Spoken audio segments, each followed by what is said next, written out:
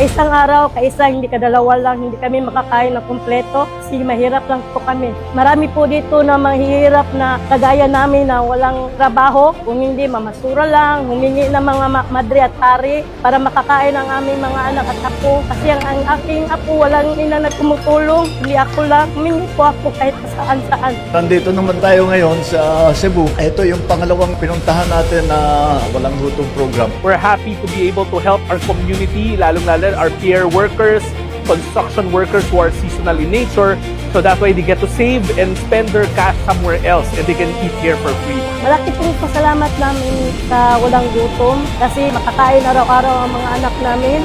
Basta patuloy lang kami na tuloy-tuloy na magsusuporta at sana mabawasan na yung nagugutom at sana dumating ang araw na wala nang gutom na Pilipino.